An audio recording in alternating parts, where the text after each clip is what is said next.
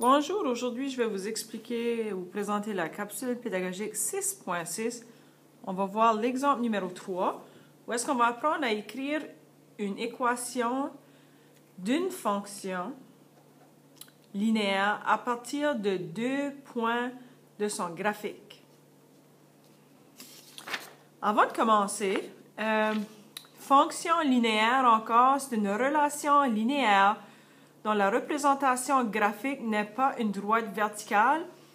Si on vient ici, on regarde, ici on l'avait vu, une fonction associe chaque élément du domaine, ici sur l'axe des X, c'est le domaine, à un et un seul élément de l'image. L'image, c'est l'axe des Y. On voit ici, à partir du domaine, si je monte, il est associé à 2 points. Alors, dans ce cas-ci, ça ne serait pas une fonction linéaire. Dans le passé, nous avons appris comment trouver une équation. On avait notre table de valeurs, un graphique, et on associait, disons, pour mon premier point ici, si je montais ici, c'est à peu près à 75 centièmes. Ça fait qu'on pouvait utiliser le graphique pour remplir la table de valeurs ou on pouvait prendre la table de valeurs et là, créer notre graphique. Mais à partir de l'information qu'on avait là, on était capable de trouver c'était quoi l'équation. Comme par exemple, on voit ici, à chaque fois qu'on augmente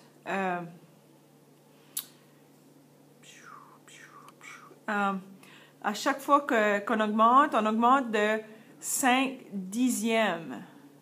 Ça fait, si j'ajoute 5 dixièmes à chaque fois ici, on voit qu'il y a une régularité. Et là, par la suite, ce que j'ai fait, moi, j'ai fait 1 multiplié avec 5 dixièmes ou 0,5, ça me donnait 0,5. Et pour me rendre à 75, il fallait que j'ajoute 0,25 ou 25 centièmes. Et à partir de ça, j'ai été capable de trouver mon équation.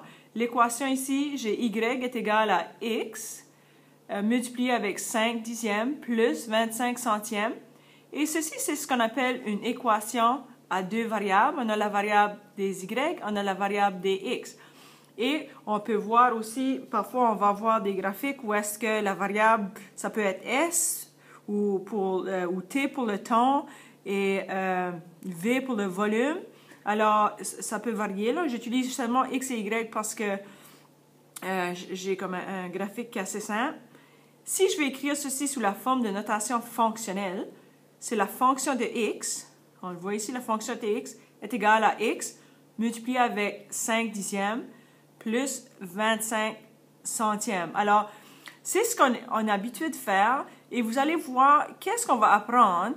C'est, comme on a dit, écrire une équation d'une fonction linéaire à partir de 2 points dans son graphique. C'est qu'à partir d'un graphique, on va prendre des coordonnées et avec les coordonnées, on va être capable de nous faire ou d'écrire une équation. Et je vais vous montrer comment. Bon, notre question. Ou ce qu'on doit faire, écrire une équation d'une fonction linéaire à partir de 2 points de son graphique. Ici, on a le graphique. On veut savoir la somme en degrés des angles dans un polygone. Un polygone, c'est une forme géométrique à plusieurs côtés. La somme des angles, c'est représenté avec S, est une fonction linéaire du nombre de côtés. N, ça va représenter le nombre de côtés.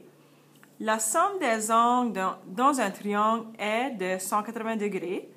La somme des angles dans un quadrilatère est de 360 degrés.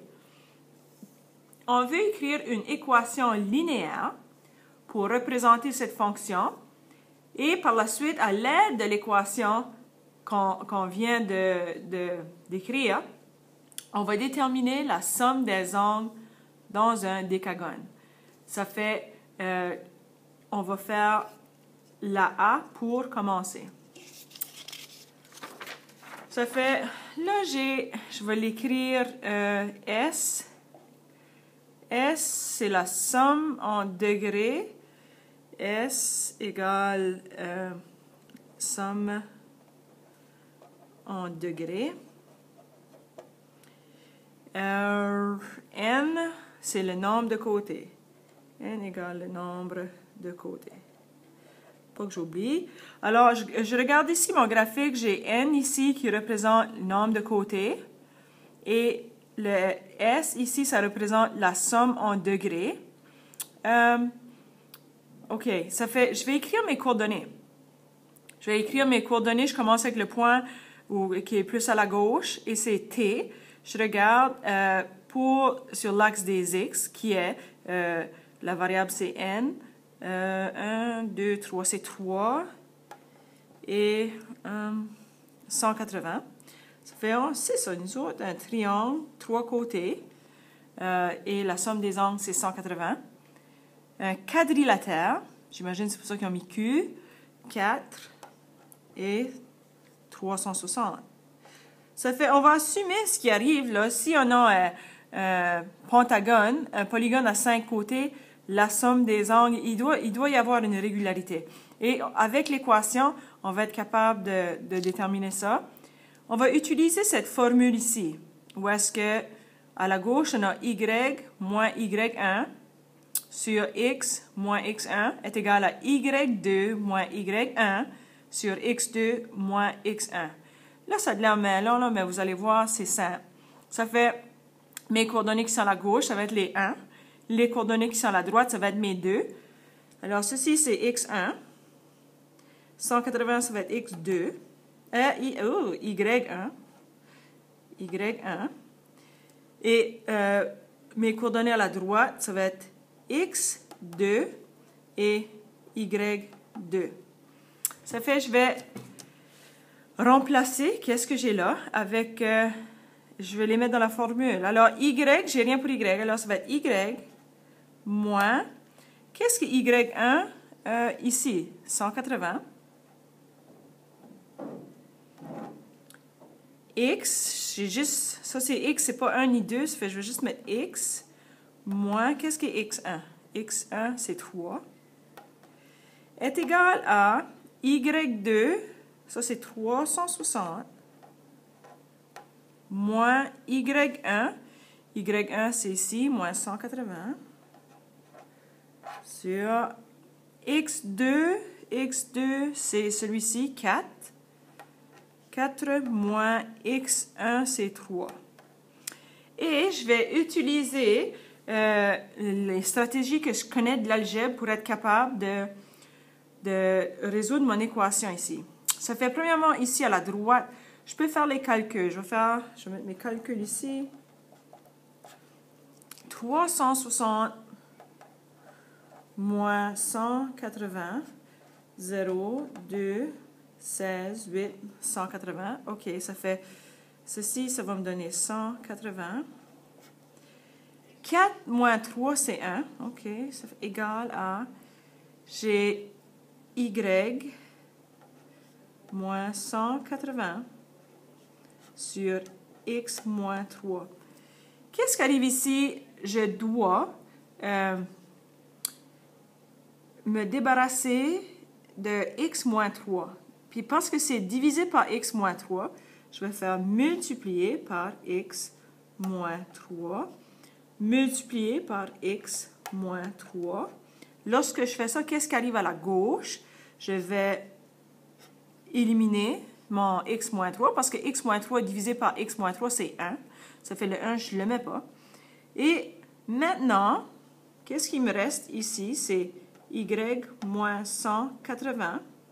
Est égal à, je vais faire la distributivité. Mais là, mon 1, là, je n'ai pas besoin de le laisser sous forme de fraction. Là. Je peux enlever ça. Et ma distributivité, 180 multiplié avec x, c'est 180x. 180 multiplié avec 3, je vais faire mes calculs ici, 180, 3 fois 0, c'est 0, 3 fois 8, 4, 2, parce que c'est 24, 3, 4, 5, 540. Et là, j'ai mon négatif, moins 540. OK. Ça fait, maintenant, je veux que Y soit tout seul.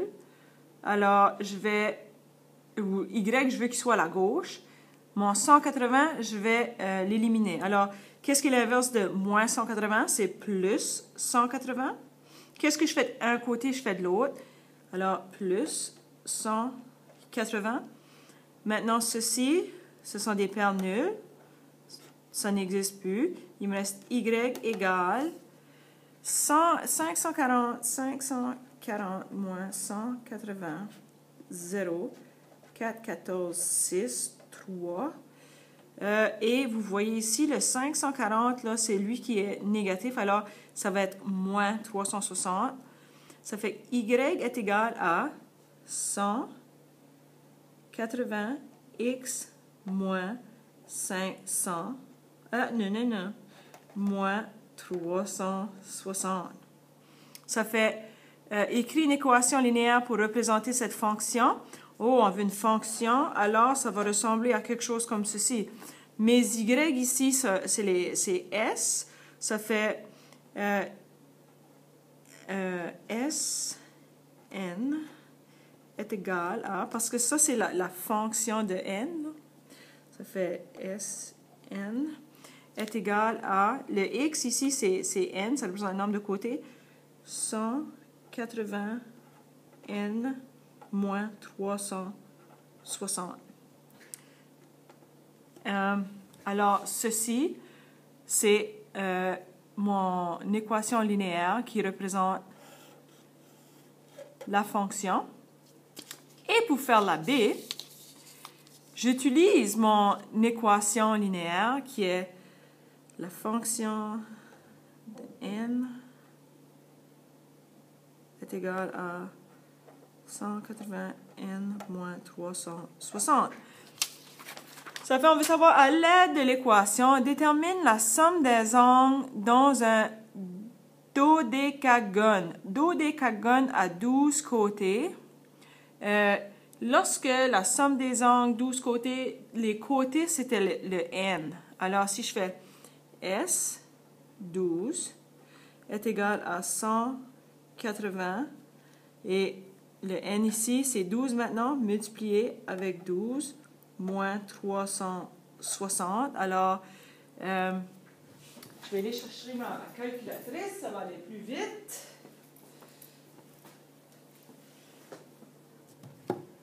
« 180 multiplié par 12 est égal à, c'est 2160 moins 360.